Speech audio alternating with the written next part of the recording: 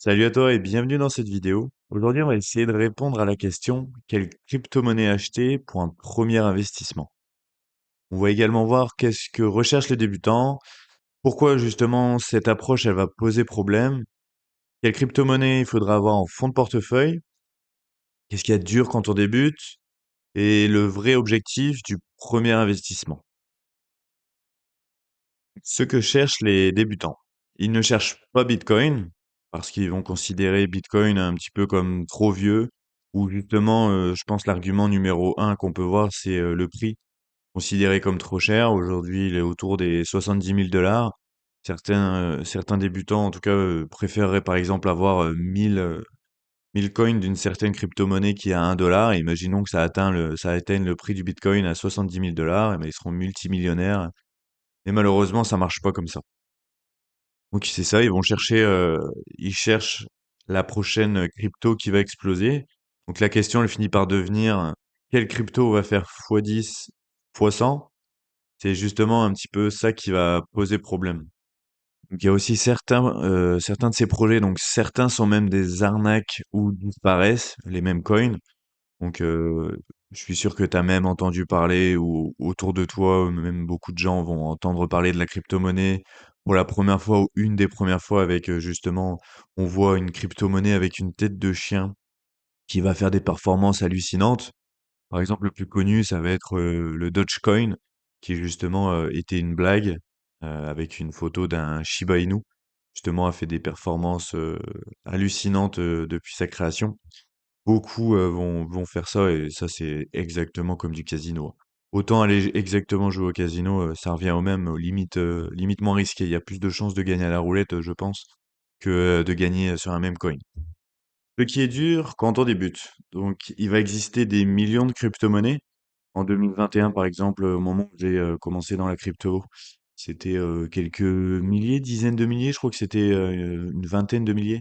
Et maintenant, il en existe vraiment des millions. Majoritairement, ça va être des meme coins ou des crypto-monnaies sans valeur. Donc beaucoup ont peu d'historique ou peu d'utilité et il est difficile de distinguer un bon projet d'un simple marketing.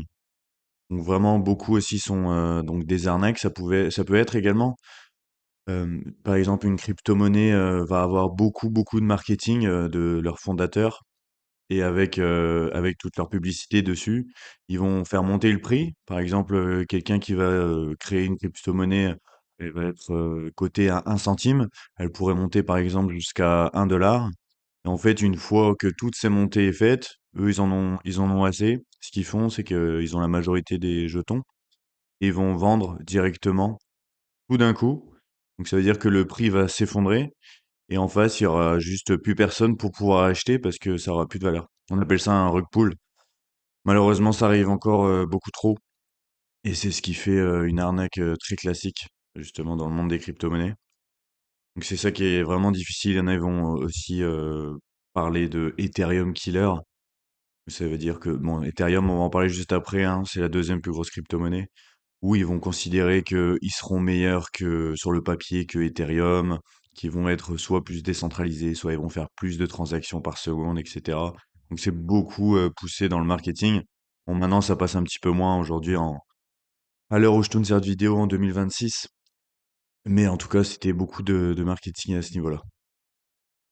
Je vais enfin pouvoir répondre à la question quelle crypto-monnaie acheter pour un premier investissement. Donc le socle du portefeuille, le fond, ça doit être Bitcoin. Pourquoi Bitcoin? Parce que c'est la crypto-monnaie numéro 1.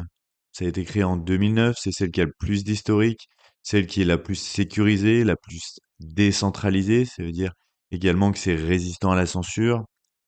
Par exemple, comme un gouvernement comme la Chine qui a pu l'interdire des dizaines de fois, ne peut pas l'interdire malgré tout, parce qu'il est toujours bien utilisé là-bas. Ça va être l'actif le plus adopté par les particuliers, par des entreprises et même des États. Donc, certaines entreprises et États en font des réserves stratégiques, notamment comme les États-Unis qui en ont plus de 200 000. Ça va être un peu l'or numérique. C'est une offre qui va être limitée à 21 millions. C'est-à-dire qu'il ne pourra pas y en avoir plus. Ça va être terminé d'être fabriqué, miné en 2140. Aujourd'hui, il y en a un peu plus de 20 millions qui ont été créés. Donc c'est ce qui va être considéré meilleur que l'or parce que l'or, on peut toujours en créer davantage. On pourrait même en créer avec le mercure ou aller en chercher sur des astéroïdes comme on peut en entendre parler.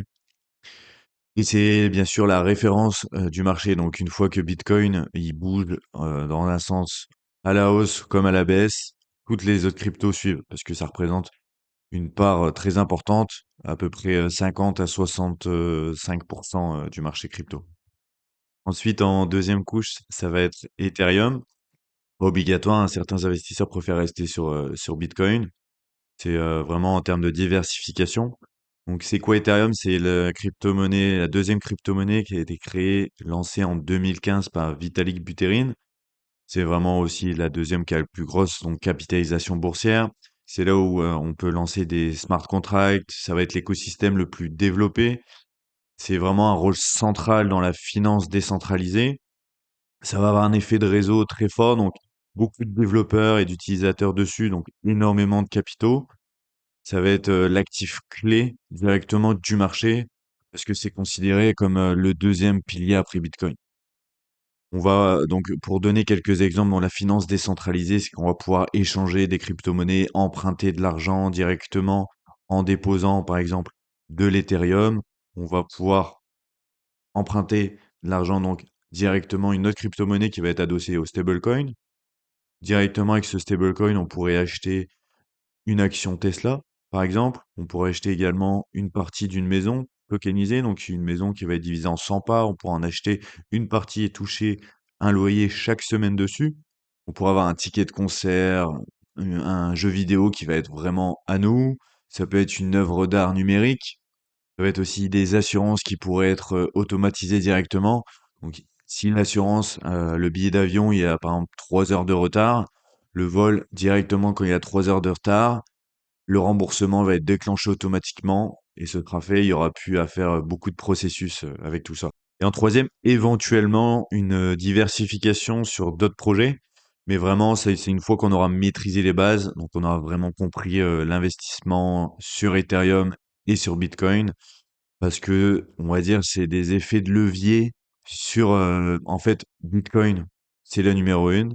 Ethereum, c'est un peu comme un effet de levier sur Bitcoin, c'est espérer faire des meilleures performances que Bitcoin. Et les projets crypto annexes, les altcoins, on va les considérer comme beaucoup plus risqués parce qu'on espère faire mieux de Bitcoin et mieux qu'Ethereum. Donc, c'est vraiment une toute petite partie du portefeuille à allouer.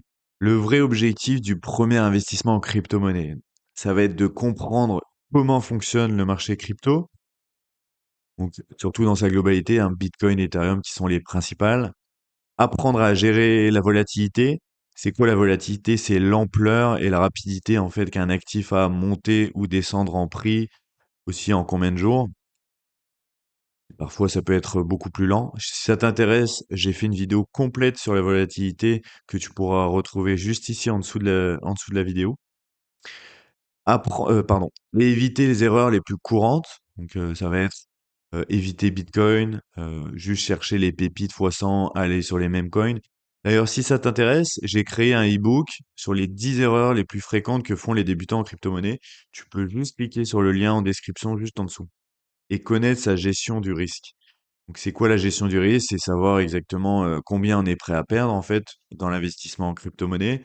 On peut avoir sur des journées des baisses de 50% de notre portefeuille, même sur Bitcoin et Ethereum, hein, pas juste sur les altcoins.